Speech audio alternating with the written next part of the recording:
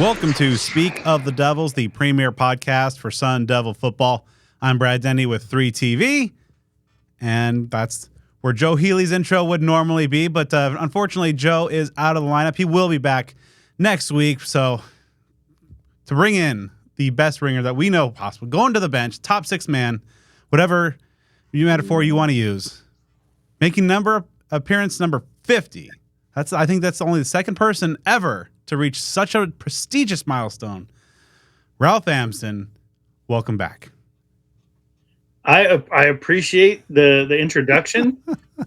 I like listening to Joe more than I like listening to me, but it's fun to be a substitute.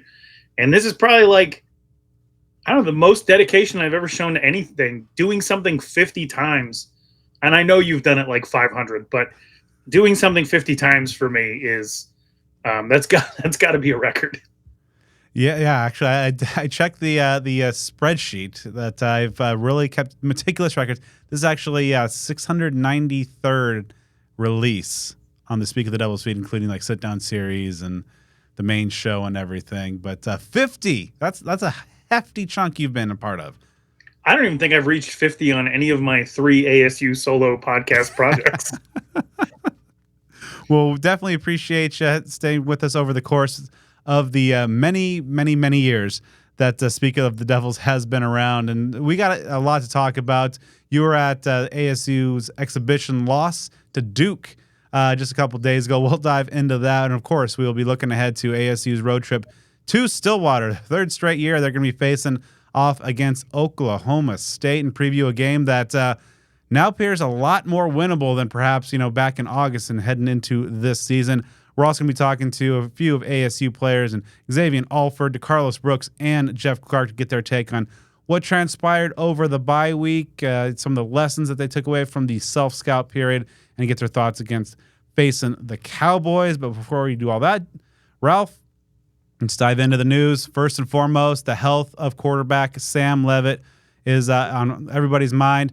Now, Kenny Dillingham on Monday said that he's 50-50, maybe even 60-40 in terms of getting back out in there and facing Oklahoma State. And at practice today, and as we record this on Tuesday evening, Leavitt did practice. He did take the first team reps early today. Now, of course, the quarterbacks have a non-contact, and so much of what Sam Leavitt does is in the run game, and you obviously can't simulate getting hit. Perhaps with that rib injury, how that might be. Overall, I think it kind of almost boils down to what percentage of Sam Leavitt does the coaching staff think is a better chance, gives them a better chance to win than a 100% Jeff Sims. Yeah, I mean, I took high school algebra, the same class, I think all 4 years, algebra 1, freshman through senior year. So not going to be too good with breaking down the numbers of all this. But I will say that the way that Sam Leavitt plays, he's either 100% or don't play him. And I want to believe that with all of this talk about how Kenny Dillingham's true north is to become Arizona State's Kyle Whittingham, that maybe he's getting his first taste of hey, maybe I could just go out there and lie and make an opposing coach have to prepare for multiple scenarios, because a rib injury, and I don't know if you've had them, Brad. I've had a rib separated from my sternum. I've broken a shoulder blade. Looks like he might have had both. He took quite a hit, and that stuff takes a while. You got to sleep sitting up. Breathing is hard. Any contact is hard. He's a running quarterback. Mm-hmm. Now, I don't think that's his ultimate goal as a quarterback, but it's what he is now, and it's how he's most effective right now. And the way that he runs isn't good for his health. And it kind of created the scenario that we're in right now.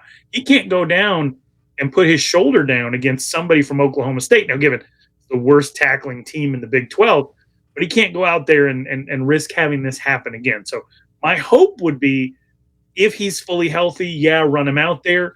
But if he's in pain, if further damage can be done, if he's not going to look like himself, then what's the point? Yeah, it's going to be interesting to see exactly what factors in there. And the forecast is cold and rainy, or at least cold by Arizona standards. So it's going to be a game where ASU is obviously going to rely on the run game. So Of course, coming back here the following week for a home game against UCF. Maybe you hold him in there, just see what he's able to do. Jeff Sims did get plenty of work today as well. Trent Bourget mixed in a little bit as well. But, I think, there's a lot to that point of making a defense kind of prepare for two different quarterbacks. Now, both of them, of course, Sims and Levitt are good runners, but, obviously there's some differences in their style, and we saw some differences even in the playbook against Cincinnati. But, obviously Levitt has brought this team to a certain point, and, before injury was showing some good things and a trend line up. But, I think that even if the worst case scenario in this is going in with Jeff Sims yet again, there's been plenty of time to prepare. And, against that defense, as we'll dive into, Ralph, I mean, that could be a matchup that maybe you're able to get through this week, perhaps a little bit, and hold your starting quarterback for the home trip. Yeah, it's not a good team. We thought that it would be, and they're just they seem to not have any commitment on the defensive side of the football to being physical. I do a podcast for the 10-12 network. The head of that network is an Oklahoma State alum. He's repeatedly called this the worst tackling Mike Gundy team he's ever seen, the worst Mike Gundy defense he's ever seen. There was a lot of preseason hype on what Ollie Gordon was going to be able to accomplish in the running game with an offensive line that averages 23 years old. And that's not just their top 5, that's their top 7. Averages 23 years old, all returning, all a lot of experience, and you're bringing back a running back who has, Heisman potential, and he can't find running lanes. They have a 24-year-old quarterback who they have no confidence in whatsoever, and they're just a mess. They're an absolute mess of a team right now, winless in the Big 12. And, if you look at the teams that had the most hype coming in, Arizona State's had an opportunity to go up against 3 of the 5 that got first place votes. They beat Kansas, they beat Utah, and next up is the one who represented the Big 12 last year in the Big 12 championship game against Texas in Oklahoma State, a team that they actually looked better than in the first half of last year's game. So I think Arizona State's confidence should be at an all-time high. And I know that there's a lot of uncertainty around the quarterback position, but Arizona State has won plenty of games in the last few years without quarterback position being as solid as it needs to be. As someone who suffered through a couple of years of Kenny Pickett, I understand a team is more than just the sum of its quarterback group there. So we'll see exactly how they are able to make the decision towards Sam Levitt's availability, and if the discretion is the better part of valor, and they keep him in there, or they feel that he's ready to go. We will see. One other note on the injury front that is perhaps far more definitive. Running back Raleek Brown has been shut down for the year. Kenny Dillingham told us after practice today that just kind of given the circumstance with that hamstring injury, and rather than just kind of rush him back and have a really kind of fragmented season, they're going to medically redshirt Raleek. He finishes his first season as a Sun Devil with 42 yards rushing on 9 carries and 6 yards on 3 receptions. Not exactly the type of numbers that we were thinking when he made the commitment to ASU and put together a pretty strong spring camp. You're right. And, there have been a lot of players kind of like Raleek Brown who have had a lot of hype coming out of the high school ranks. But Arizona State had a player who switched positions, finished his career at Arizona State in Paul Lucas, who Raleek Brown reminds me a lot of. Raleek Brown's kind of like an F1 car out there. Like, everything needs to be in order for him to do the very special thing that he's built to do. He can't be out there dinged up. He can't be out there unhealthy and unleash his speed and agility. He just can't. And so I think getting him right is the right move. Hopefully he sticks around. Certainly, every player has options after every year now. But I've watched it, time and time again. Some of the fastest players coming out of the high school level on the offensive side of the ball, they get into situations where they get a little dinged up, and then at the college ranks, there's not as much open space, and they just stay perpetually 75%. And 75% Raleek Brown isn't going to do what you need him to do to make this offense work. So I think it makes the most sense to shelve him And I hope to see him again next year. I hope to see him healthy. Yeah, he sent a tweet earlier today, kind of enforcing his commitment to the program. But again, we'll see exactly how things transpire. Not to say that there's any way that he's leaning and thinking he's going to be out the door.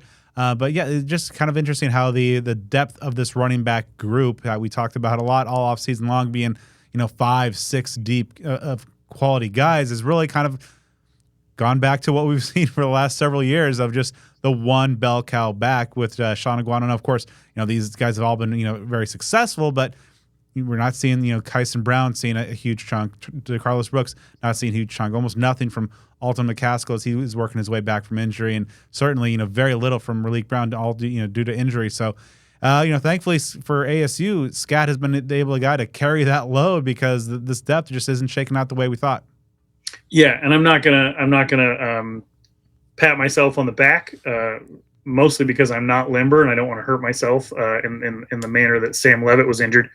But I did tell you guys this when you had me on before the season, that running back depth is a myth. It's a myth. You can never have too many running backs. Absolutely true. But at the end of the day, coaching staffs don't want to do a thunder and lightning thing. They want to find out the person that they're most comfortable with, that is the most versatile and the most dependable, and they will get 70% of the touches at that position. It always works out that way. If your main guy is healthy, he's going to get the ball the most. And that has been Arizona State through several head coaches now. I think Todd Graham did a pretty good job of distributing to everybody. But at the same time, when a player got hot, you stuck with them. Whether that was DeMario, Kalen Ballage against Texas Tech, or DJ Foster, you kind of stuck with the hot hand. But post Todd Graham, every time that there's been, we have this incredible pair of Traylon Smith and Eno Benjamin. No, you have Eno. That's who you have, right? And we talked a lot about the fact that there's Raleek Brown and DeCarlos Brooks and the other Browns. No, you have Cam Scatterboot. That's who you have, and that's fine as long as they're getting the job done. That's fine. You just want to know that they're there in the event that RB1 can't do their duties. But, these coaches, they're going to stick with the person who's the most dependable, who's the most versatile. And Arizona State has one of the most dependable, versatile running backs in the entire country. So, it's not that big of a deal, but I do believe that every single time we go into a season saying, I've got these 4 or 5 good running backs. Cool. Only one of them is getting the ball. That has been my experience as an Arizona State fan. Yeah, and every year I have Sean Iguano on the sit-down series. I always ask him about kind of the workload of what he'd like to do, and every year it's something I would love to have a bunch of guys involved and have 2-3 guys carry the load. But he always throws in the caveat of the hot hand. But then we've seen the season-long hot hands, whether it's an Eno, a Valladay, Rashad White, or as this case now as the season is unfolding, Cam Scatterboot. And you had me thinking there for when was the last time we saw a true committee approach? And was it the kind of the Run DMC 2012 with Marshall, DJ, and Marion Grice? Well, DeMario and Ballage in a way, because DeMario, he get 14 carries and 7 of them would come on the first drive. Oh yeah, and then but I just the list of running backs that we have hyped as Arizona State fans, really hyped, right? Traylon Smith, Brock Sturgis, Jason Lewis, Daniel Ngata, right? We've Raleek Brown added him this year. Yeah, Chip Trainum, who actually did look like he was going to be a monster there for a minute and did give Ohio State a win over Notre Dame last year. But it has happened so many times that every single year when we get into it's running back hype season, it just needs to have its own theme music or its own special episode. This is the episode where we're going to come out and we're going to lie to you, and so I tried to warn everybody before this season that, it looks like we have 5 usable running backs. But that's like having 5 pairs of running shoes. Were you going to wear shoes over your shoes? No, you're going to go for a run in the shoes that are the most comfortable, that give you the least blisters. Yeah, and that's how it is. So I just it's going to be this way every single year. I very much look forward to running back hype season, but that's just not the way that Arizona State does things. It's not the way most schools do things. They find their guy, they stick with them, and Arizona State is in very very fortunate hands right now, having Cam Scatterbo be that RB1. I just had the, like, as you were saying that, I had the vision in my head of just like an Oscar style in memoriam of just like, running back hype. Chip Trayanum 2021. Yeah, I mean, when we go back with DeAndre Lewis. Oh, yeah. Oh, geez. That is the biggest what if. Oh, who was the DeAndre Scott, who they would switch to running back in practice only, and he would tear everybody up. Oh, and then go back to DB. Yeah, and then I think he finished at University of Maine, but like, the list of names goes on and on and on of running backs who have come into Arizona State, haven't necessarily been the guy, and then went elsewhere, and interestingly enough, weren't the guy elsewhere either. Yeah, because like Trayon got a little bit of run at Arkansas, but not he much was on though. But Daniel Ngata is like running back 4 at Washington. Yeah, this year. Grass isn't always greener. Yeah, I don't think Brock Sturgis did much after going to Texas State. Jason Lewis, who was like 6'8", 350, with no fat on his body. I think he went and played FCS football and didn't get many carries.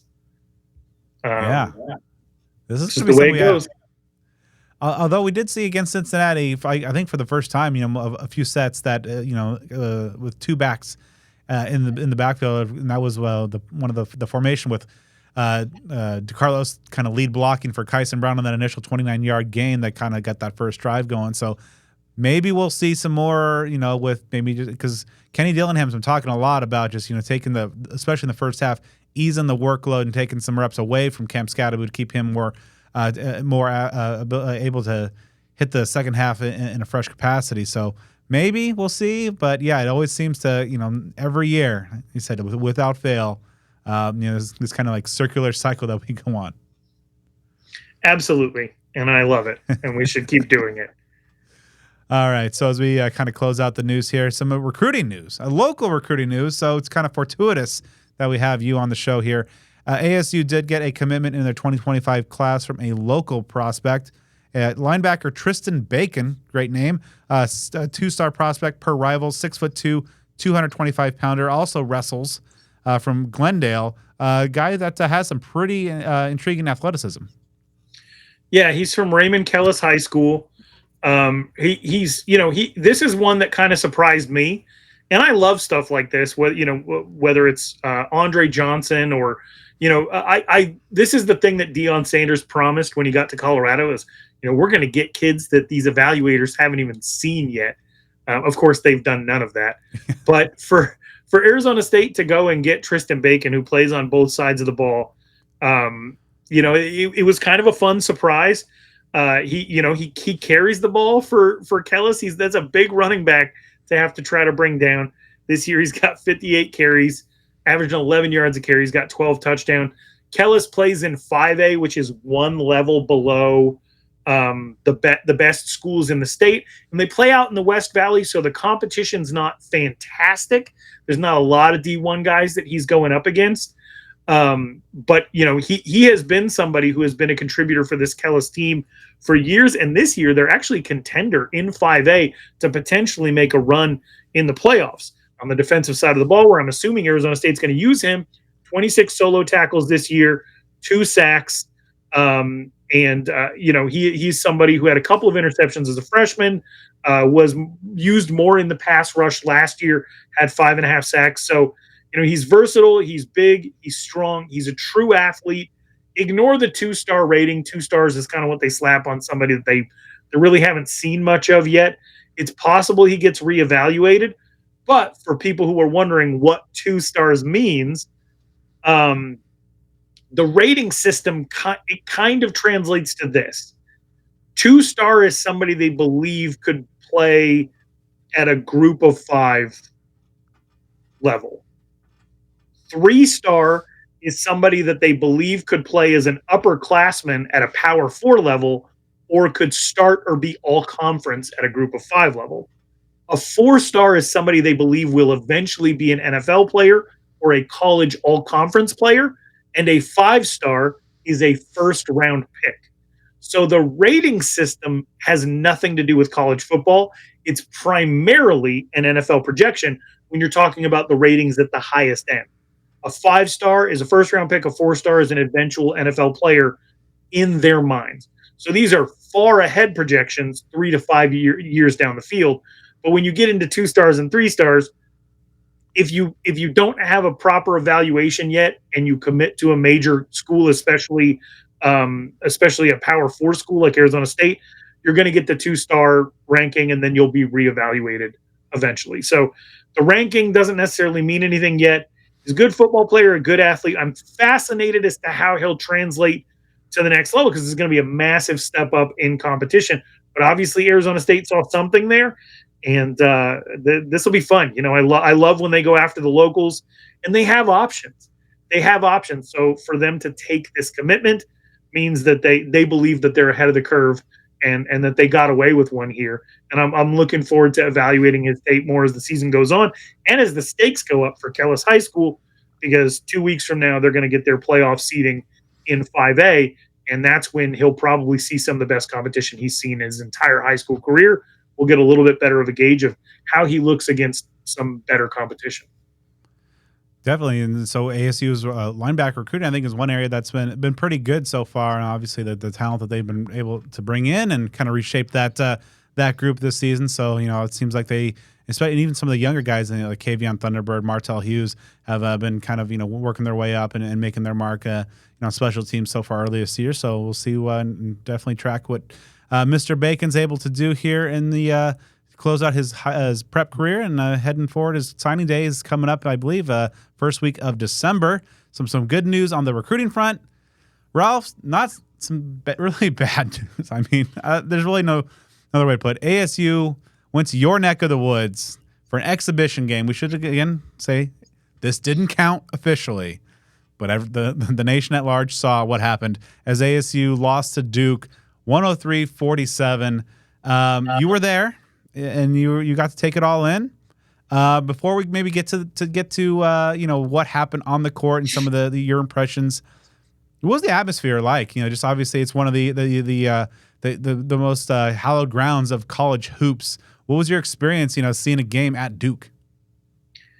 So this is my first time at Duke. Here are some off the cuff observations.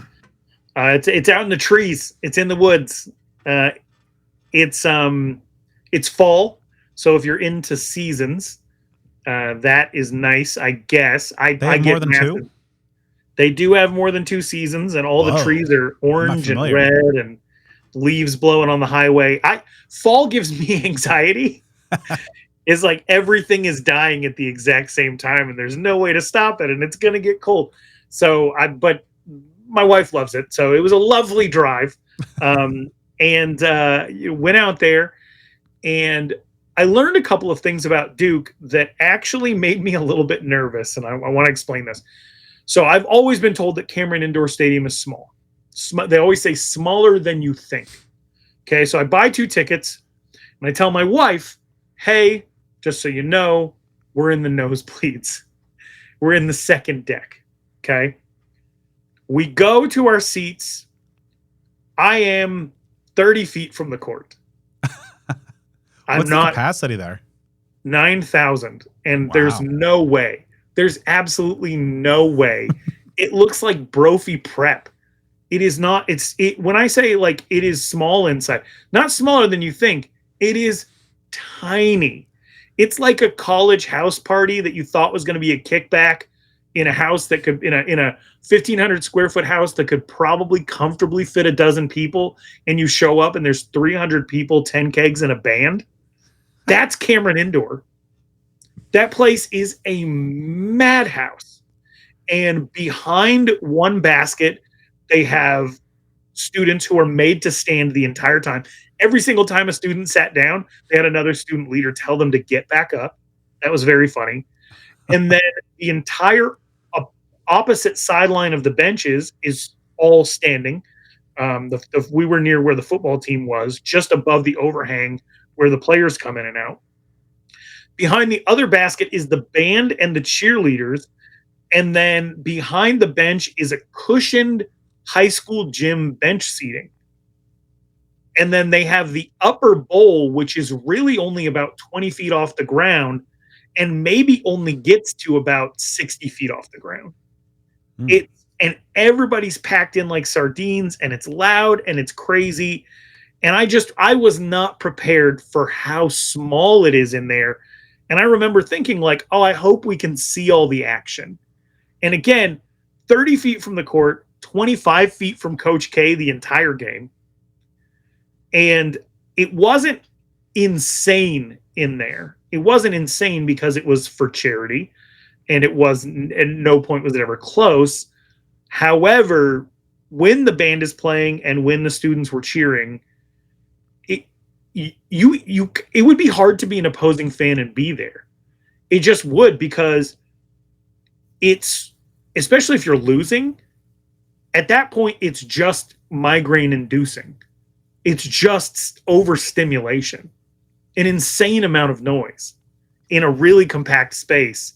And 95% of the fans there are all trained up on how to cheer and all hyper focused on one thing.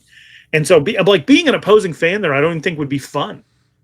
I mean, unless you win, I suppose. But here's the other fans there. Yeah, there was probably like a good 30 smattered through the crowd, and then there was another 100 or 200 sat behind the Sun Devil bench. Some of them, like Gardner is from Georgia, and he had probably 20 family members there, which was very cool. But yeah, so there was not a lot of maroon and gold.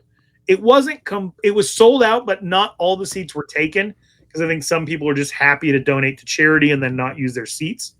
Just how I got my seats. Thankful to whoever gave me those. But here's the other thing that I've been thinking about ever since I left. I thought Duke was like old. I thought it was an old school. I thought it's been here forever. They have the primary building, the student residencies are all made of this blue stone. It looks like Gothic architecture. It looks old. Arizona State's 1885? Yeah. So I assumed, it's an East Coast school. I live out here on the East Coast in North Carolina now, where my daughter's elementary school is surrounded on three sides by graveyards. Oh, yeah, there's cemeteries everywhere back east. Yes, all over the place. So growing up in Wyoming, in Wyoming, I don't know if you've seen Yellowstone, but they just throw you over the canyon. And in Arizona, we like tuck people away in like Sunset Gardens, Sun Lakes, or the sun just naturally cremates you. North Carolina is mostly cemeteries. And so my assumption is going to Duke, it was just going to be this ancient institution. It's not even like 100 years old. And this is what freaked me out. I could see Grand Canyon getting good. Based on what I saw at Duke, the fact that it's not that old, that they have this insane gym where all the fans are trained up in a certain way, and where basketball is highly, highly prioritized by the administration, I could totally see Grand Canyon University building a powerhouse. And I never thought of Grand Canyon that way before, but after spending time at Duke and realizing like, oh, this isn't old, it's just been good my whole life. Yeah. Like most of these buildings are not 100 years old. So anyway, I left a cemetery to GCU. Well, in certain neighborhoods near GCU, never mind. We won't go down the road I was just about to go down. But I will say that like I went there having anxiety from all the fall colors, and I left having anxiety from the fact that I could totally see that level of investment in Grand Canyon, and the as they crawl their way to the Mountain West and potentially the Pac-12 or whatever bastardized version of the Pac-12, we're going to get here in the future, that they could become the Gonzaga or not a West Coast Duke as far as academic prowess, to quote Kayvon Thibodeau, but that athletics wise, I don't see why not, based on what I saw at Duke, and that scared me a little bit. And then as far as the game action, yeah, let's start off with like the shorter list. What impressed you? What went right for the Devils? Because that was not a lengthy list. Pre-game layup line looked great. There were guys windmill dunking. A couple of players even hit threes, even though not many, even in the layup line. The stark contrast was right away. So there's music playing, and Duke has like more assistant coaches than they do players. Not hyperbole, not exaggeration. A lot of them might have been student assistants, but they all dress the same, so there's really no way to tell. The team came out, and then twice as many people came out in like blue sweater vests. And while ASU is going through the layup line, Duke is spread out across the baseline, and they're all stretching in unison to the music in almost like Tai Chi fashion. So they look disciplined and trained up. And then, so they're both going through the layup line drills, and, Arizona State's doing their thing, getting loose. And over on the other side, you have Mr. Miyagi drills. And that was when I knew, I'm like, oh, this is for children, and Duke doesn't know that. And when the game started, the thing that stuck out to me the most is Arizona State immediately went into like, who is our guy? Who is our guy? What's our identity? A lot of new faces. Yeah, and that is tough. That's tough to have a lot of new faces. And on the other side, where they also have a lot of new faces, grad transfers, highly touted freshmen who will ultimately be one and done, they already have their guy. And that guy is Cooper Flagg, the number 1 overall rated prospect in the country, who has been on campus for a few weeks, is the unquestioned leader of a Duke basketball team that has a bunch of fifth-year seniors. I was blown away by Cooper Flagg. Like, I always knew he was good. You see the highlight tapes. He gets the number. He's going to be the number 1 pick. That's like, everybody knows this. But what I did not expect was for him to be calling out the plays, for him to be huddling people up like he's Tim Duncan. And again, this game was for charity. This did not count. And they were hand-checking, slapping the floor.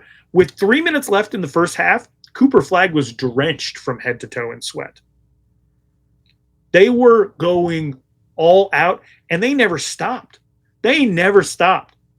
The worst the game looked was in the final 5 minutes, when a 30-point lead was pushed to 56. And it was very hard to tell what could be good for Arizona State, because that level of effort, while Arizona State has always been a high-effort team, they didn't have the cohesion. They didn't have the, like, okay, these are our leaders. It's very clear that Jaden Quaintance is the best player on the team. And at 17 years old, that's insane. And he's still very raw in a Lou Dort kind of way. He's the youngest in all of college basketball this season, if I'm not correct. I believe so, yeah. And they were leaving him open for threes, and his three-point shot doesn't look bad. But again, like Lou Dort, it's not there yet. Yeah. He battled for a lot of rebounds. There are not going to be a lot of instances where he's going up against multiple 7-footers who have more refined skill than he does. So I imagine he will look better. But he is very fluid. He runs the floor well. He's a very good dribbler. Very good. And from the power forward center position, that's going to really help them kind of get out on breaks. And then I guess Joson Sanon hit a couple of threes toward the end of the game. I remember Duke started 2 for 12 from 3 and then hit 14 of their next 19. Yeah. So Arizona State did not ever turn it on, but Joson Sainon, he probably has the most pure shot. But it's kind of a slow developing shot. So it's going to be interesting to see how they create offense for him. I think going into the half, Arizona State really only had 3 assists. They just don't have an identity yet. And it's hard to read into what happened there, but I will say that I cover a lot of high school football, and I hate out-of-state games, because I love to be looking at 2 Arizona high school teams and be able to, like, evaluate as many Arizona high school players as I can at one time. But the best thing that a high-level high school team can do is go out and schedule a tough out-of-state opponent and get your teeth kicked in.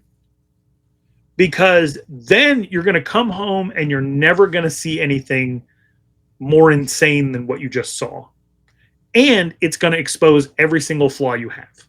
So I hope that that's the effect for Arizona State, because they got exposed, out-efforted, outshot, out-hustled, outclassed. And Bobby Hurley was pretty upset after. I mean, there was 1 second left, down 56, and he was still yelling at his players. So no quitting him. But and I'm sure it was a wonderful 3 days where a lot of really cool stuff happened. But I hope that Arizona State looks at that, and instead of them feeling worse about themselves or letting it fester, they can say, oh, here are all the things about us that need addressed. And that list is very long. My fear is that the hallmark of Arizona State basketball has been that they never have really, in the last couple of years, established who the guy was. And the offense, because of that, and players not having that trust in each other, has never looked fluid. Well, this is the least fluid and the least identifiable the offense has been in my time watching them. But again, it's a game for charity. Sick kids are going to benefit. Grant Hill was there. That was fun. I don't recommend taking this game seriously, but if you are going to, maybe consult your doctor about antidepressants and or heart medication or whatever's going to get you through the season. Because if you're looking at that at an exhibition against Duke and you're preparing yourself for what the season could be like, I don't see how you can feel anything but negative emotions. However, I will tell you, the 2 highly touted freshmen, there's a lot there to work with. We've been in this position before with Bagley and Christopher and Dort and so many others, but there's a lot to work with. And yeah, I mean, that's as long as they have some offensive fluidity and as long as Quainton's confidence stays up. I don't expect him to be consistent. He's so young. But as long as his confidence stays up and he keeps attacking the rim, I think you can see some really, really positive things this year. And also, Duke's not on the schedule. So yeah, that's probably a good thing as well. Yeah, I know a lot of ASU fans were kind of bemoaning the same old Sun Devils in terms of just the offensive and inadequacies, and overall they shot 28%, and you mentioned they're just still in search of identity, in search of who can be that guy and kind of the pecking order. And ultimately, as you said, it's an exhibition game. Don't put a whole lot of stock into it. So maybe just to put a bow on this, ultimately though, an exhibition game where Duke was hand checking all game long. Hand checking like it was Bulls Knicks 1993. Hand checking. So you're not going to see this again. So did this game have any impact, kind of given everything that you've outlined here in the last couple minutes? How much did it impact, if at all, your kind of view of this ASU basketball team, this iteration of Hurley's squad heading into the season? There's something in there. There's a scene in Entourage. Okay. Yeah, here we go. There's a scene in Entourage where they spend a whole season trying to get this movie made. It's like a Pablo Escobar Medellin. biopic. Yeah, Medellin. And then they put all this effort in. They finally get the movie made, and they screen it, and it sucks. They put all this effort in, all this hype. It was a passion project, so they sacrificed money. Everything went into getting this done. And at the premiere, it was garbage, right? And they had this like Harvey Weinstein producer character that comes down and he says, there's a movie in here somewhere. And he buys the rights to recut it for like $1. Right? So I was thinking about that scene in Entourage, watching ASU down 56 at Cameron Indoor Stadium. I was thinking to myself, there's something here. There's a basketball team in here somewhere. But it's going to take more than what Bobby Hurley has done before to find it. And so it'll be, and Bobby Hurley has evolved in many ways. We're going to see if he's evolved as a coach. He can always get max effort out of people. But can he create harmony and balance and rosters that don't fall off a cliff when you have to give your top 2 players a blow on the bench? We're going to have to see something out of Bobby Hurley that we haven't necessarily seen yet. But I think this team has it in them. They have height. They have a ball handler. They have young one-and-done level talent. They have some experience in guys like Adam Miller. It's just, there's something there. It's just going to be a matter of whether or not we can get what we need out of it to compete in the Big 12. So definitely some intrigue there, but it was an ugly, ugly Sunday for the Devils at Duke. But Ralph, you will never look ugly when you're sporting home field apparel. The premium vintage collegiate apparel from the folks at The Good Brand, including their amazing ASU collection, shirts, hats, coaches' jackets, hoodies, joggers. Ralph, we actually got signs of fall here today in the Valley. I was actually, in like pants and like a hoodie today. And rather than like out in practice, no more t-shirt and shorts. Like it is in the 70s here. Congratulations. And I also appreciate you saying that I would not look ugly in home field. I was expecting you to say that they make shiesties or masks. But I guess not. I guess I can level up my the way my face looks with a nice jacket and or shirt. Yeah, and a brand new corduroy hat that's pretty sharp as well. I like those. It is really great. They also just dropped the new Campus Classic Pullover Collection. 57 schools are included so far. It's a windbreaker style pullover from the kind of replicating that cool late 80s, early 90s feel. That's it's a nice blend of nostalgia and comfort. Don't have an ASU one as of yet, but hope maybe the folks down out at the Good Brand will get that going here in the future. But best of all, Ralph, you want to load up, you can get 15% off your first order at homefieldapparel.com by using offer code SUN, SUN 24 at checkout. Of course, with the holidays coming up, this is the best time to dive into the collections at not just the ASU collection, but they have over 200 schools at homefieldapparel.com. So make sure you head over there, get load up on all the great ASU gear, and get it for 15% off with offer code SUN24. So before we take a look, Ralph, ahead to ASU's upcoming battle at Oklahoma State, let's talk to a few key Sun Devils that we talked to after Tuesday's practice, starting with defensive back Xavion Alford. Over the bye week, obviously it's time for self-scouting. What are some of the things that kind of, in that evaluation of yourself and also kind of the defense that you were able to take away? I feel like I've been playing pretty solid, but I'm pretty hard on myself, my biggest critic. I feel like I can play better. Obviously want to get more takeaways for the defense. Really, that's the big thing of mine going into this last stretch, trying to produce takeaways for the offense.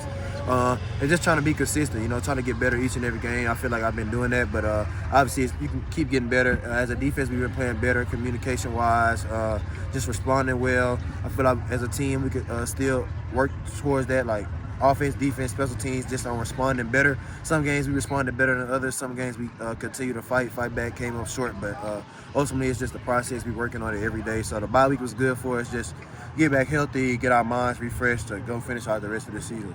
When you look at some of the performances on the road, even like the last game in Cincinnati, some issues in the first half, shut them out in the second half. Where have you identified as some of the fixes that you guys can implement to make sure you have a more consistent road performance? I would say it's really just us, like energy level. We gotta, like Coach Dillon said, we have to produce that energy even when we're on the road. I feel like at times we never, even the game is going bad or good. This team, good thing about this team, we don't freak out, we don't flinch. Like people are not going at each other on the sideline. We're really trying to figure out the solution to the problem. But as far as I just feel like the energy level, we just have to embrace, going on the road. And once we embrace that, I feel like our play will just do the rest. We're a good football team, but we all have to be, keep each other up, keep the energy high, so we're able to make those plays and be motivated, offense, defense, special teams, and vice versa. So. When you look at this Oklahoma State squad, obviously they had some struggles so far this year, but some dangerous playmakers. Ollie Gordon in the backfield, Brendan Presley is one of the most productive receivers in the conference. What jumps out to you most about what this Cowboy offense likes to do schematically? They're pretty similar to a lot of teams that we've seen in the Big 12. They kind of do simple things, They give a little bit away with their indicators and things like that. But obviously they had a running back over there. They like to run the ball. Everybody in college football does. Everybody in college football says they have a running back. They like to run the ball. So obviously stopping the run and then eliminating their playmakers, they have in the pass game is something that we trying to hone in on. So this week is really just about the process. We feel like, we match up pretty well. We can match up with anybody. It's just about us, doing our job every play, executing, playing fast, physical, with energy on the road. So. What are you expecting, atmosphere-wise, being on the road at OSU? I've been there. I played there my freshman year. We actually won there on Halloween on the game-winning sack. So, that's probably, the biggest, it was sold-out crowd, things like that. The bench is right by the stands, the fans are right there. So I expect it to be a great atmosphere, and I expect us to, rise up to the challenge. It's a homecoming game, another homecoming game. So, we trying to take that challenge as a team, to go win on the road, go play better on the road, be better on the road, be the same. Road, away, it doesn't really matter, but just to be better, obviously. Obviously, you guys are close, on the precipice of bowl eligibility, and that's a pretty significant accomplishment so far. Is that weighing on you guys' mind, knowing that you just have to get one more? No, I would say that's the biggest difference from last year's team to this year's team. We're not really focusing on the glitz and glamour, the number behind your in front of your name, the rankings, or things of that nature. We just focusing on each and every week. And these guys are embracing the process, each and every week. We just trying to really beat who's ever in front of us that week. We're not worried about, being in a bowl. We expect it to be in a bowl game. We expect it to do that, all the hard work and stuff that we put in, the leaders put into this program, the culture, that's expected of us. So we just trying to be the best we can each and every day, each and every week. All right, so the bye week's obviously a good time for, self-scouting, as Kenny says. What are some of the things you're able to take away from kind of the week off and looking at the season so far? Just looking at our film and looking at our opponent and also ourselves, just getting the little details right, just like how we are as an offense and our scheme and philosophy and stuff like that. So we just really took that week to get ourselves right and then just look at our opponents ahead. Looking at kind of the road performances, it seems like, Kenny's talking about, kind of the first half struggles a little bit, and before you guys pick things up in the second half. What were some of the reasons that you think, the offense may have been a little sluggish in the first halves on the road, and then maybe some of the fixes that you guys have identified? I think it's just being consistent with our plays and details, and just being like Coach Royal talks about, being self-starters, starting out fast, starting out strong, and then keeping just off and on that when we have that lead and we have that momentum. So I think we had that last week. It's just certain plays, we made a couple mistakes and turnovers, whatever, but those are the things that we need to bounce back from, and I think going forward, that's what we're going to do. With Sam working his way back, as Kenny said, he's put himself in a position to start, but also Jeff getting out there and getting the reps that he did. What have you seen from your quarterbacks in terms of you have two leaders of that offense? I feel like they've been doing pretty good, offensively. I don't care. Honestly, I don't care who's in. I trust Jeff just as much as Sam, but seeing Sam get out there and throw the ball again, it looks pretty good. So I'm happy for him.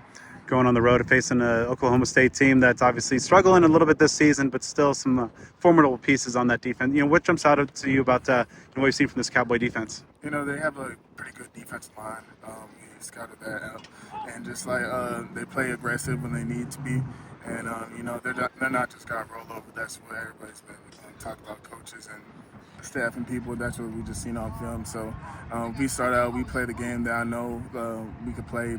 Just play aggressive. We're gonna be fine. What kind of atmosphere are you expecting there? Obviously, it's their homecoming game, so it should be a rowdy place. They might be kind of have a backs against the wall mentality. Yeah, I mean, it's our homecoming, like everybody's talking about, so they might have, a little bit more juice, a little bit more energy than normal games, but, we've been not as good as we have been on the road, so that's been like a philosophy that we want to kind of change that into going this week, and I think that's what we're going to do. So we're just as juicy as they are in regards to how their homecoming is. We want to get a dub on the road in a good fashion. Is being on the precipice of bowl eligibility, something, getting that first trip to the postseason for this program in a few years, is that on the players' mind at all, or is it just kind of business as usual? I can't say that it's not, honestly. Obviously we want to take it one game at a time, but to say we don't think about bowl games and championship stuff like that is, what I'm saying. So we definitely think about it, but honestly we just do want to just take it one game at a time, and if we do that, then those bowl games aspirations, championship aspirations will come into fruition.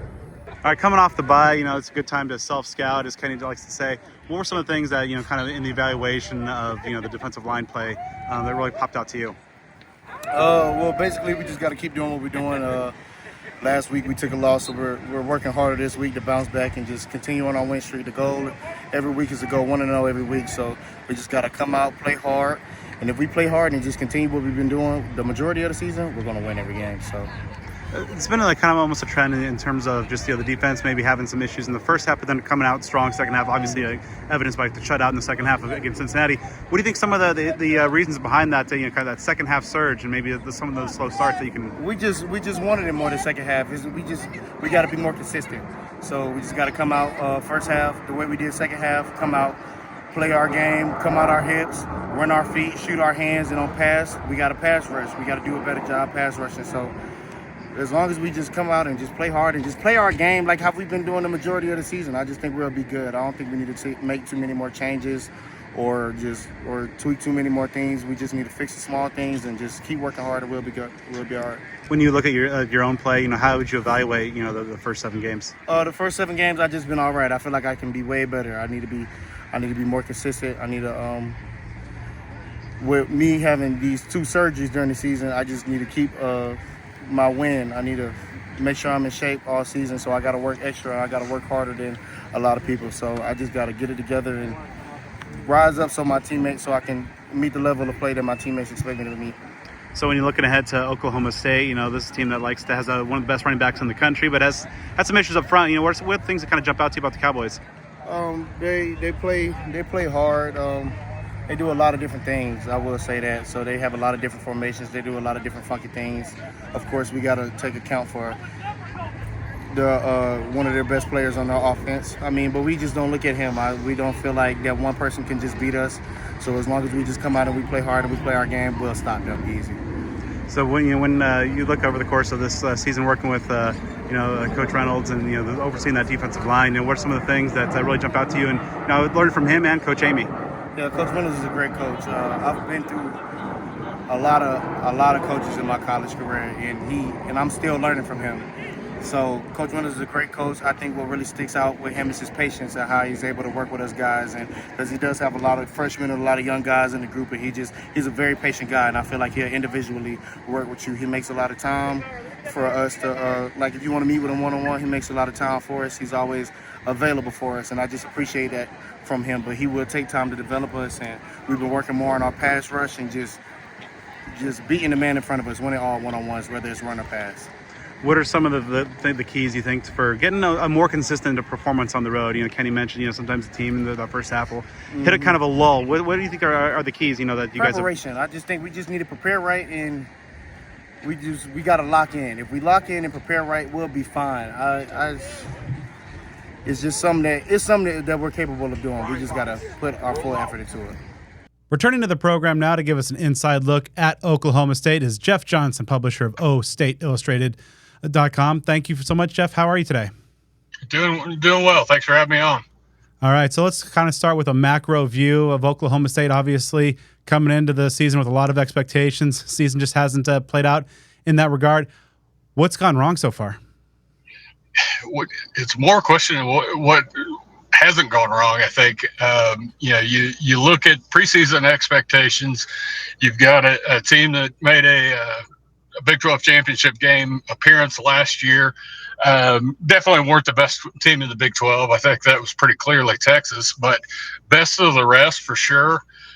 You're returning 20 of 22 starters from that team on both sides of the ball, and everything was looking up. And the season started okay enough, I guess, with a win over Tulsa, a win over Arkansas, San Diego, or not San Diego, but South Dakota State, a perennial FCS championship type team. And then the wheels just kind of came off from there. I think you saw maybe in that Arkansas game some of the issues that wound up plaguing this team as they got into Big 12 conference play. But up to this point, it's been a massive disappointment.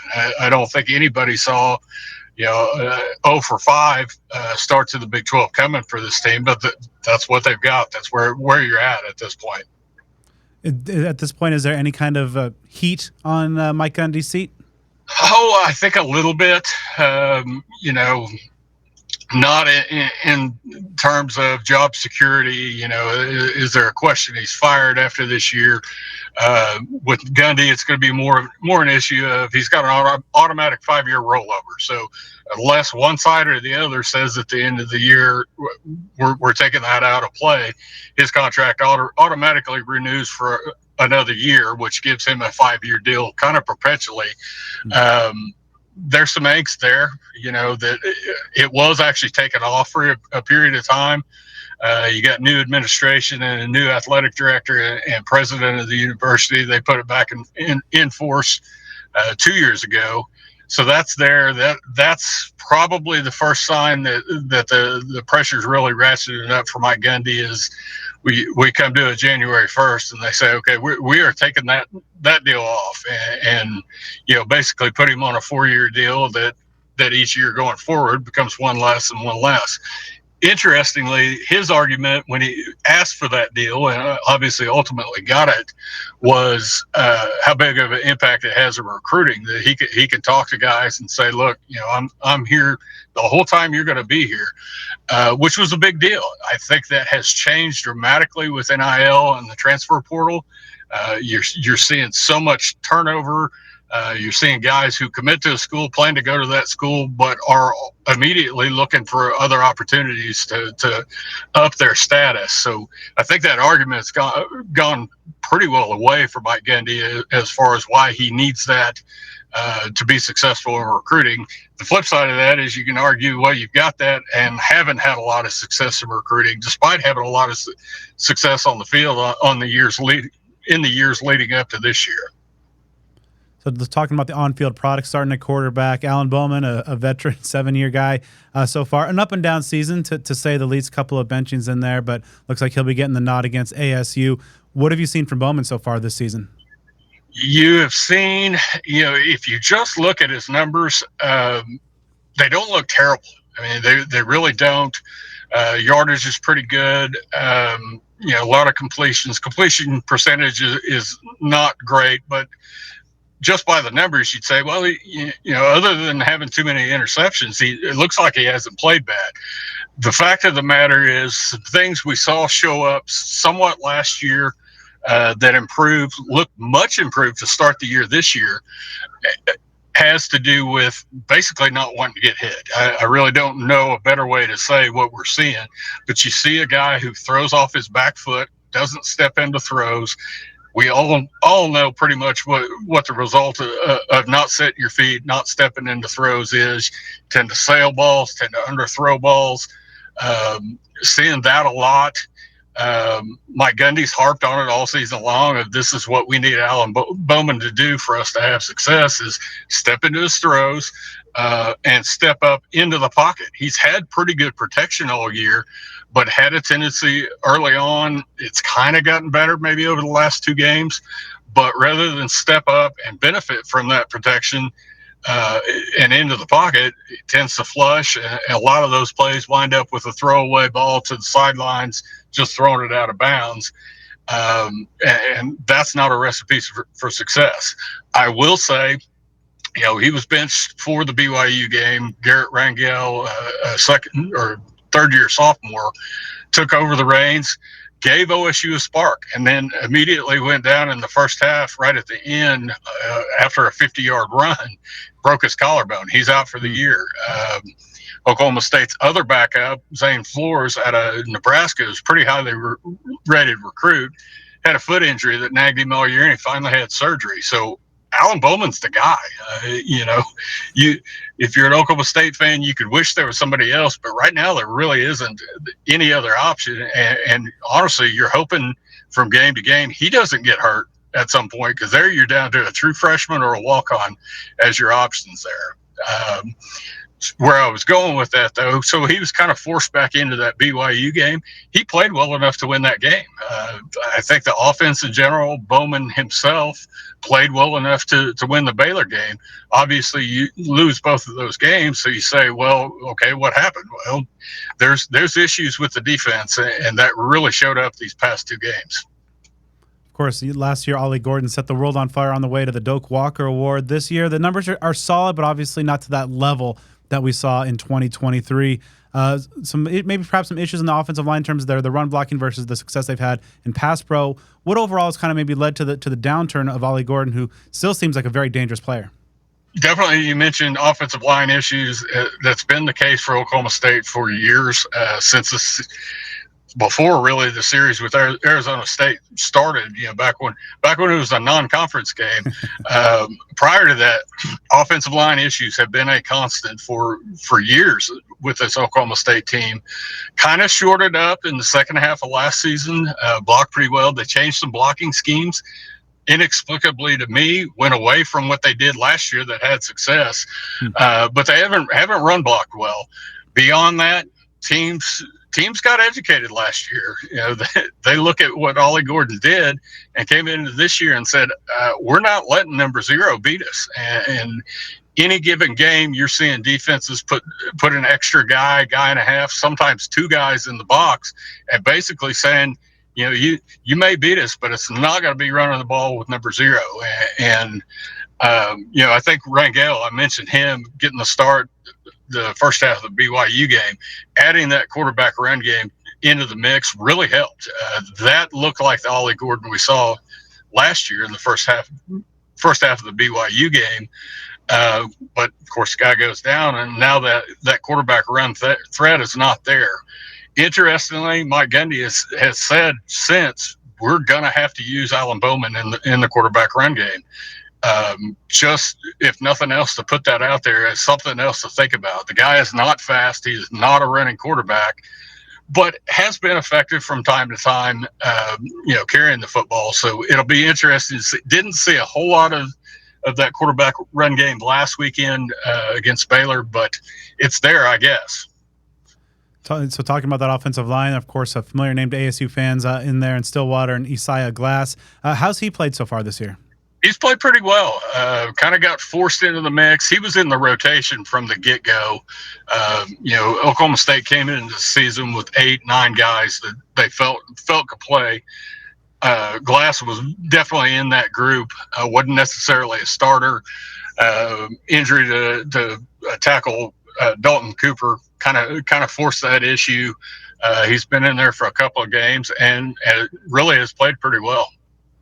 So talking about the pass catchers for Bowman and company, Brennan Presley coming off a huge game, and I believe he's closing in some historical marks in the OSU record book as well. Deshaun Stribling seems like a big play guy in terms of his impact in yards per catch. What can you make collectively of the Cowboy pass catchers as a whole? Really strong group. Another you didn't mention, Rashad Owens. He came up real big in that second half of the year last year, was a bowl game MVP. Big body type receiver. Stribling's kind of that type, but with better wheels. Brennan Presley's a little jitterbug.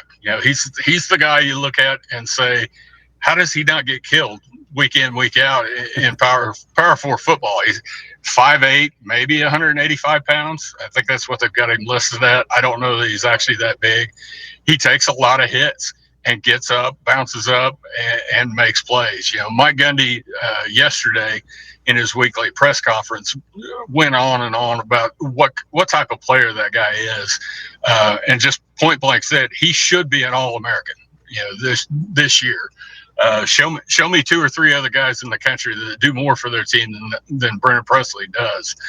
And they have made a point of getting him the ball more because he does make things happen.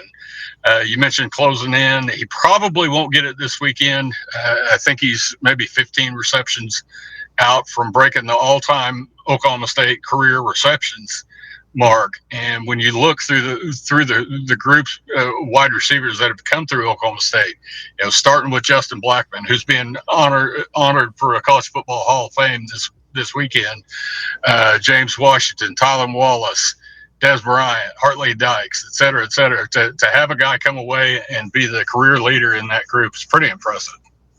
So especially when you're talking about a guy that's, like I said, 5'8", 180, 185 pounds. Switching over to the defensive side of the ball, obviously a lot of struggles there, especially it seems like lately on the ground. Of course, some key injuries. No defense is going to be good without Oliver and Martin in the lineup. But overall, what have you seen from the defense and some of the struggles that have really plagued them this year? Yeah, last year you had a first-year defensive coordinator in Brian Nardo.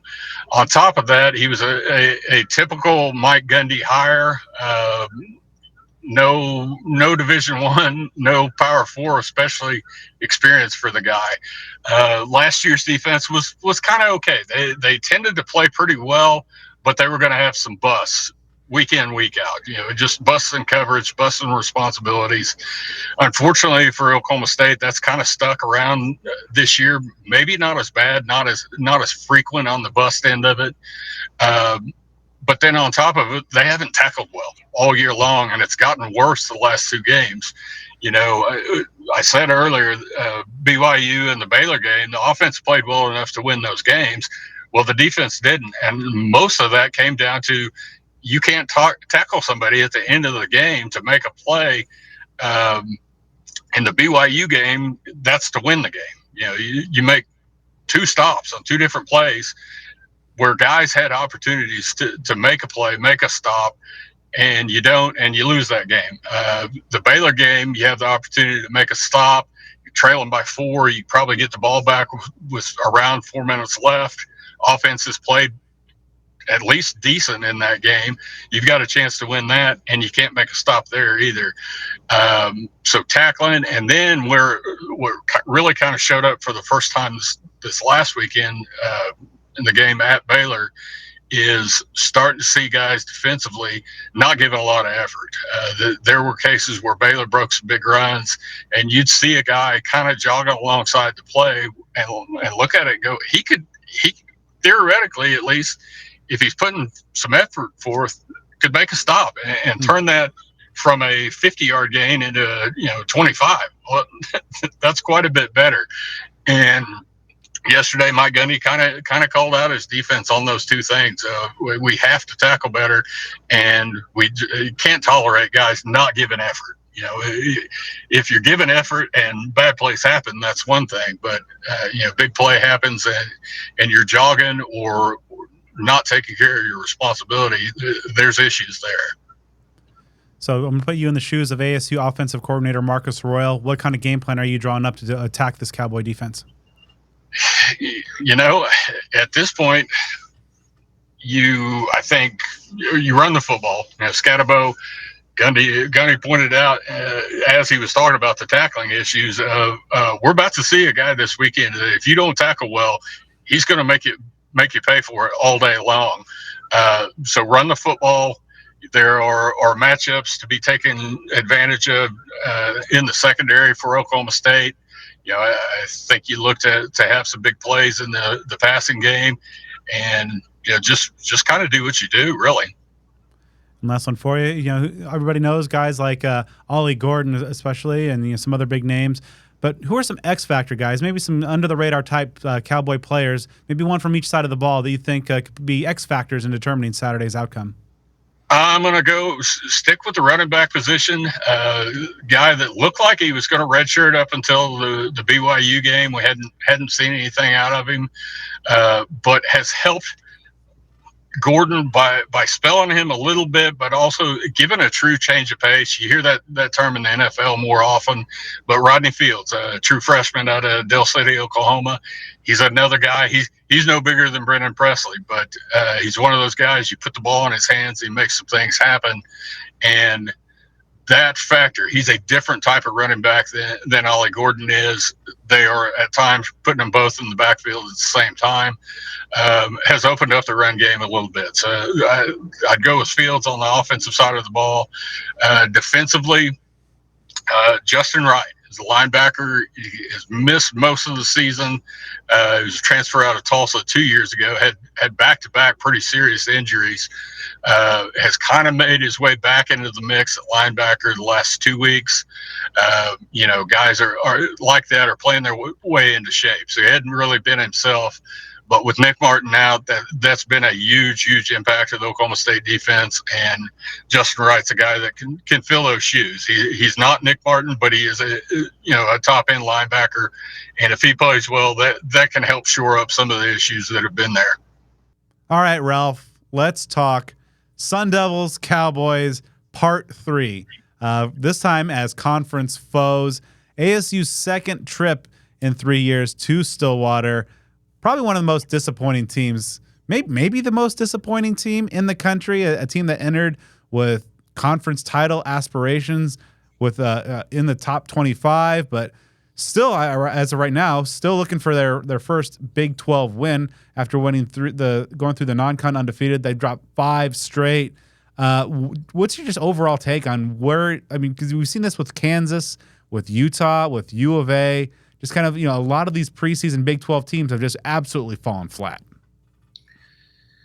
Yeah, quarterback play is the easiest thing to pin a lot of this stuff on. If you have decent quarterback play, then, you're good. And if not, you're not. And you look at this team, and they're only giving up 1 more point per game than last year, right? But they're turning the ball over an exorbitant amount. Alan Bowman has 10 interceptions. Garrett Rangel threw 1 as well. So 11 turnovers through the air through 8 games. That's been brutal. So you're giving more opportunities for a porous defense to not do its job. And that has been unfortunate for them. And then the biggest issue for them is you bring back the most experienced offensive line in all of college football with a Heisman candidate running back. And, everyone was looking at this and saying, oh, this 10-win team, they're going to cause some damage in a conference that lost Oklahoma and Texas. Meanwhile, everybody in the Big 12 was like, you mean we just have to stop one guy? Sure. And Ollie Gordon, he had the offseason DUI, had some distractions, and he's upped it recently, but in 135 carries, he's getting 4.2 yards per carry. That's the NFL equivalent of averaging 2.9 if you're an elite running back. Yeah, the Doak Walker Award winner, but yeah, like the numbers themselves are just like they're okay, like solid, but like from where he was and what the team needs from him, as you mentioned, given the state of quarterback play, it's been a pretty remarkable fall from grace. Yeah, and the other thing is, can you run the ball? No, they can't. Can you stop the run? No, they can't. These are the last 5 games since they started Big 12 play. They've given up 249 yards rushing to Utah, 300 yards rushing to Kansas State, 389 yards rushing to West Virginia, 255 to Brigham Young, and 343 yards rushing and 9 yards a carry to Baylor.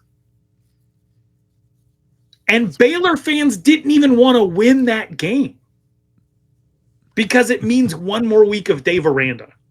And that was a week after Baylor put up, 59 in Tech. Yeah. Yeah, they're going to have to stick with him.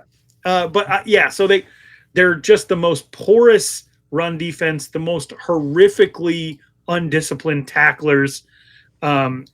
West Virginia's Jaheim White forced 11 missed tackles in one game against this defense.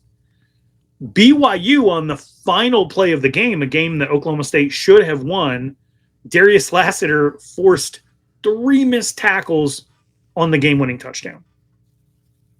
It was pathetic. They're terrible.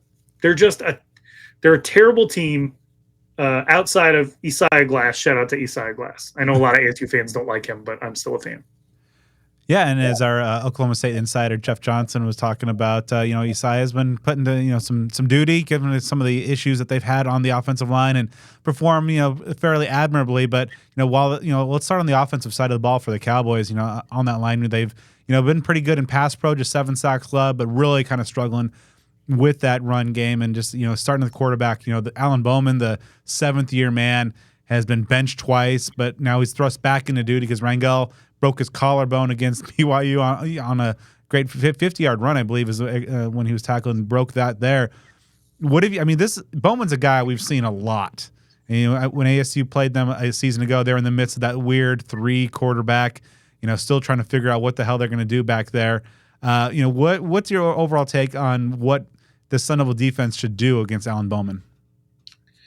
Well, I think I'm comfortable putting corners on an island, especially Abney, and just going to work against Gordon, because they have 6 games this year where they've averaged less than 4 yards per carry.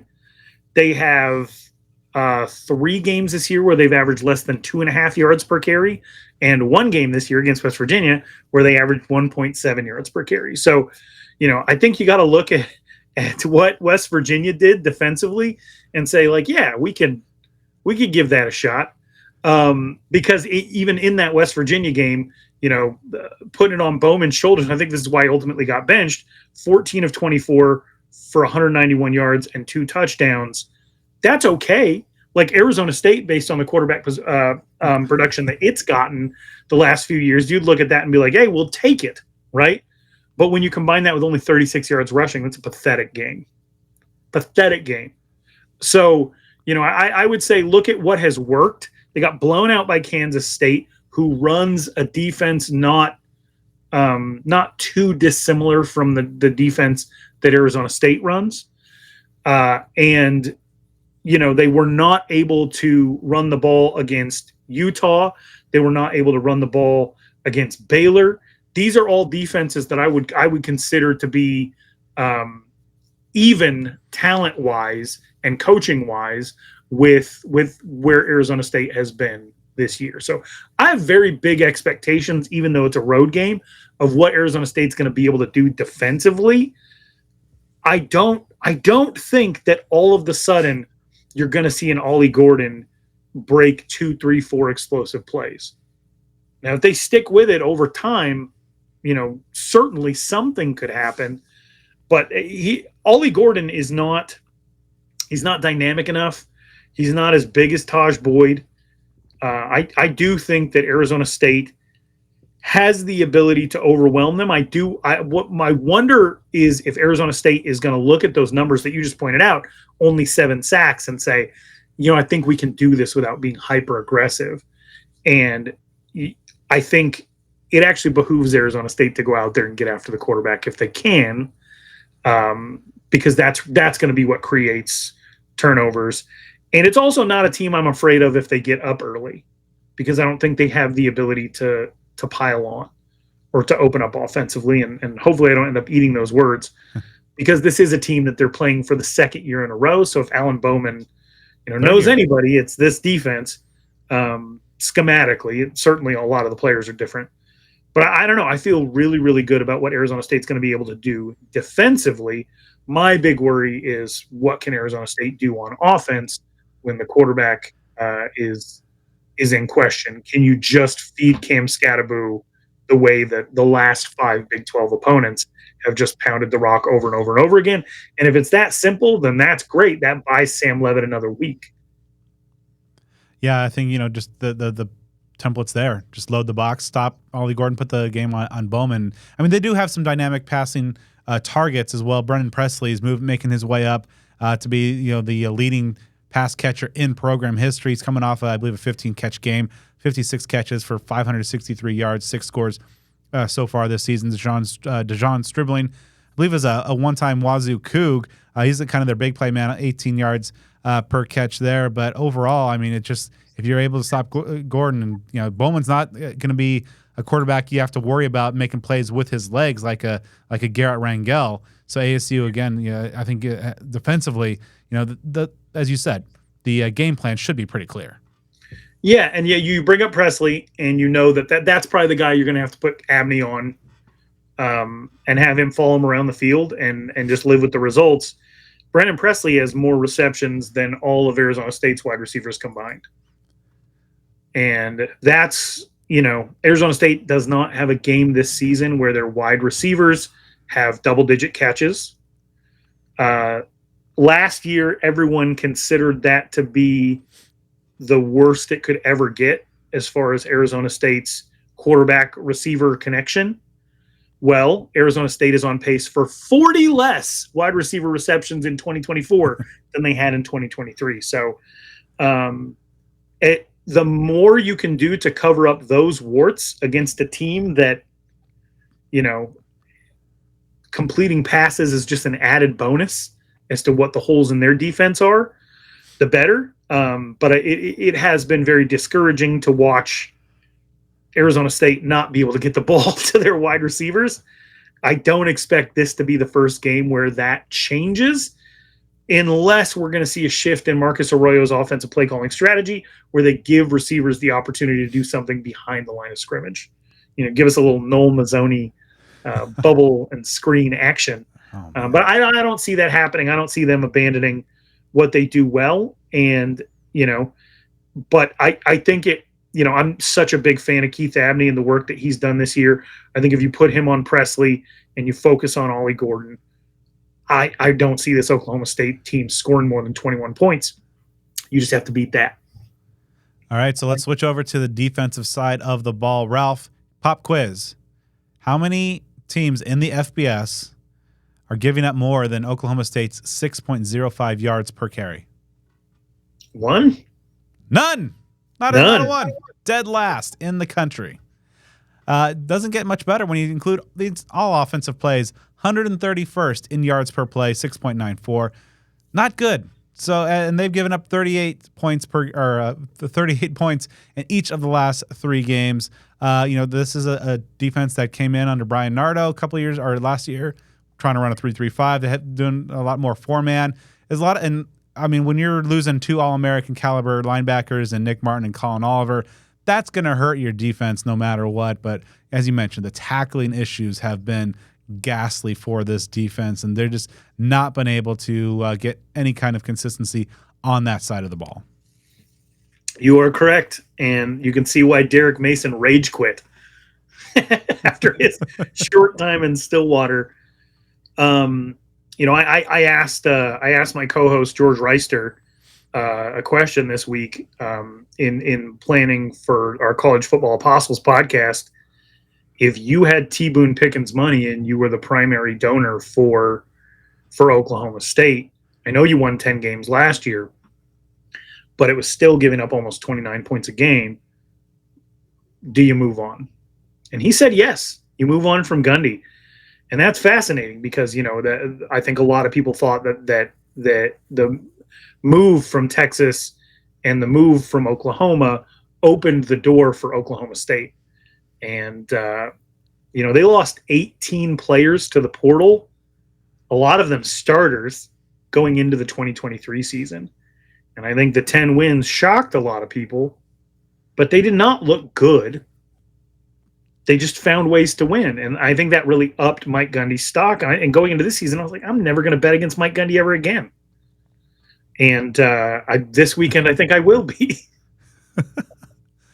So a couple of names on that side of the ball. Obi Ezigbo, 7 tackles for loss, 3 sacks. Kendall Daniels was a guy who made triple-digit tackles a season ago at safety, and they've now had to press him into action at linebacker overall. But yeah, Ralph, this is a defense that has really just kind of fallen off a cliff, and even a team with quarterback questions with health. like ASU, this has got to be a situation and kind of a get-right game, even though maybe the forecast isn't the most favorable for explosive offensive football in terms of, being cold and a lot of chances for rain that day. But I think, just kind of like the on the other side of the ball with the Oklahoma State offense versus ASU's defense, flipping over here, the plan of attack and the template seem pretty clear. Yeah. Cam Scadaboo out there shaking his face after his 35th touch by the third quarter. Yes. Yeah. I mean, you go with what got you here. Why not? I would hope that they would factor some other running backs into this, just to kind of keep things fresh, because I think it could be a really, really long night of just controlling the ball offensively. You just don't want to give them gifts. No gifts. It's not Christmas yet. Let's not give them any presents. Arizona State managed to build a lead last year with someone starting their second game ever and couldn't hold on to it because, Oklahoma State's players, they're good. They're good. Schematically, they have issues, but when you give them opportunities that they would not have had otherwise, such as going for fourth downs in your own territory and not getting them, then they're going to capitalize on that. So no gifts. Do not be overly aggressive in the way that you were against Cincinnati. And if you are going to be overly aggressive in the way that you were against Cincinnati, stay that way. But just come up with a plan and stick to it. If it's not working, I guess adjust. But it seems very, very simple. They cannot handle physicality. They can't. So go out there and push them around. All right, so let's dive into our three keys. Ralph, is that your number one? Just, be physical and push them around. Be physical, be conservative, which I know is not, something that we didn't bring Kenny Dillingham in here to play Herm ball, but it's not Herm ball when your quarterback is injured, when you don't trust your secondary quarterback enough to open up in the passing game. And if they did, they would have. So I don't want to hear any arguments to the contrary. They can say whatever they want in press conferences about Jeff Sims being able to make all the throws. They don't call those plays when he's in. So, they had a 3rd and 10 before halftime, and they ran a quarterback draw. Yeah. So whoever is manning that position, unless it's Trent, don't go out there trying to throw 20 times. Beat them up. Make them prove for the very first time that they can tackle. And everybody I've talked to says it's not something you can address in season. If a team has chronic issues with an inability to tackle, that is a fundamental issue that has to be handled in the offseason. It is not something that you can learn on the fly. Do not expect them to be able to fix this problem. Even when they're in good position, they're messing up. So test that, I guess. Give your receivers opportunities out on the edge. And yeah, just be physical. Physical, number one. Conservative, number two. Don't go outside what you have to offer. And yeah, number three, just a big giant target on Ollie Gordon. Because if he doesn't get loose, who will? That's my number one key, is just kind of make Alan Bowman beat you. Just load the box, take Ollie Gordon out of the game, and then, because I think, as we talked about earlier, with what we've seen from ASU's defense, and putting your top cover corner on their top pass catcher. I mean, it's great. Alan Bowman's been benched twice in this season alone for a reason. I think ASU's pass rush, as in our last episode in the roundtable, I'd like to see more from them, and I think this is a game that ASU's pass rushers could probably get after Bowman a little bit, being kind of more of a stationary target. My second key, Ralph, is just for ASU's got to avoid that first half lull that Kenny Dillingham talked about. Just in the road games, kind of that mid first quarter to early second quarter, or kind of maybe to the mid of the second quarter. Every game has seen just kind of a weird first half lull that against Texas State, they were able to kind of rally in the second half and get the win. They did better in the second half against Cincinnati, but not nearly enough to get dig out of the big hole. But that first half lull has just been a maddening thing watching this Sun Devil team. Just, something you just don't see that at home, but on the road, it's just there each and every time. Yeah, and I think that Arizona State in the red zone has looked disjointed. And I don't think you should be out here playing 3 different quarterbacks, but whatever. It's Kenny Dillingham. If anybody would do it, maybe he would. But you got a 7-on-7 ninja. Maybe he's somebody you bring in inside the 20. Yeah, I don't know. I don't know what the answer is at this point because you don't trust your kicking game. You don't trust your kicking game to the point where you made it a whole thing. It's the best way that I can put it. So, maybe you don't play for the field goal.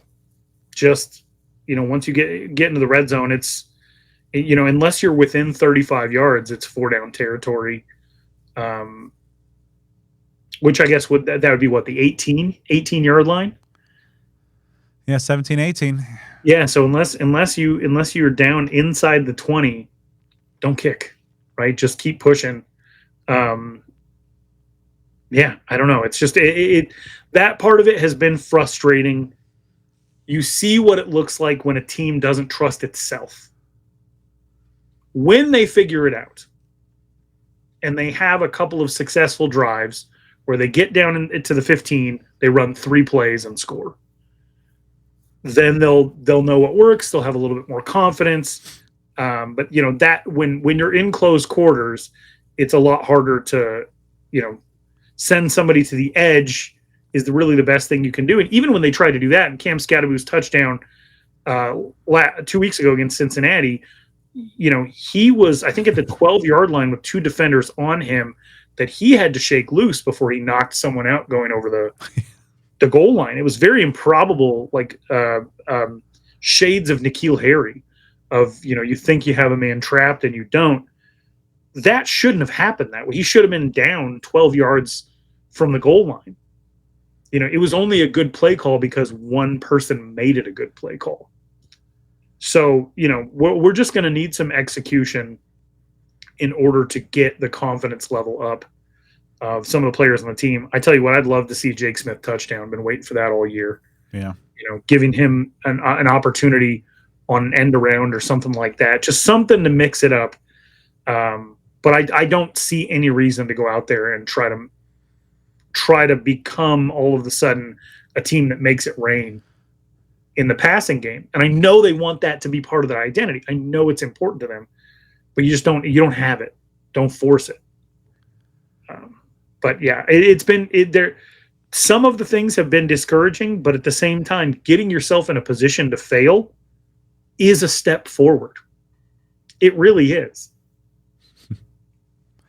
I know that sounds ridiculous, but there have been times in the last couple of seasons where I would have loved to be in positions to miss field goals, but instead it was a 3-and-out and a punt. Well, thinking back to the Washington game a season ago, at least you have enough people to kick a field goal or at least attempt a field goal. Exactly, because they wouldn't have run that back.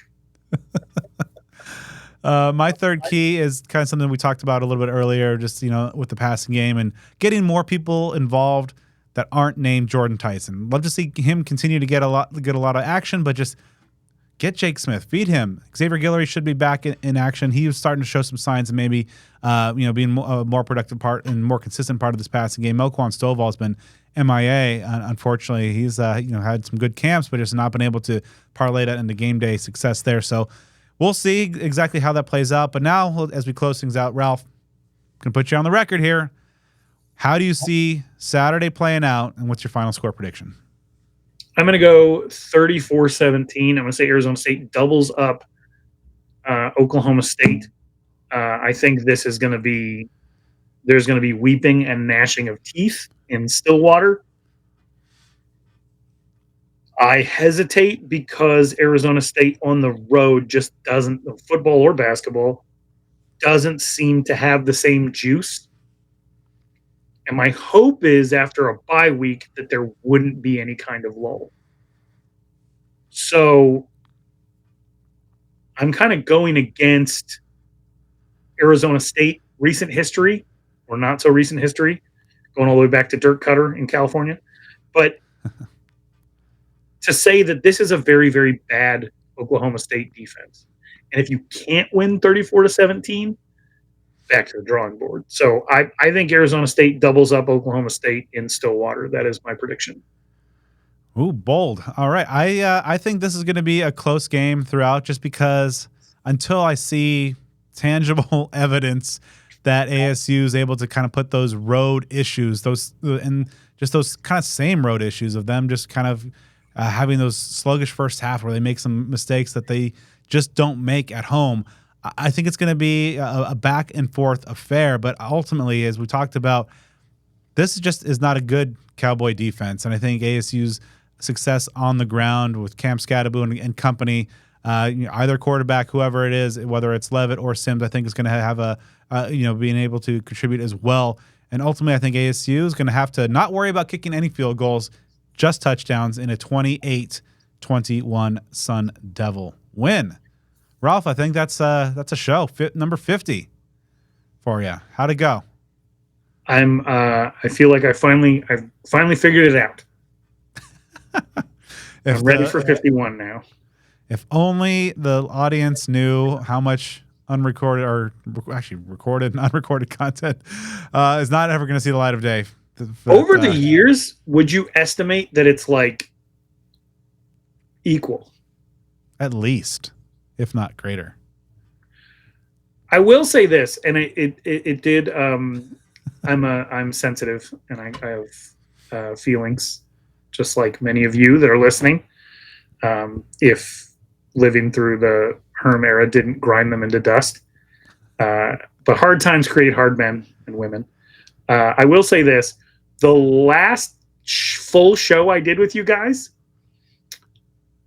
I was on, and Joe didn't realize that I was on yet, and he said, "Gonna be a late one" or something like that, and I got sad because I realized I just hawk you guys' ear off nonstop off air before we ever record.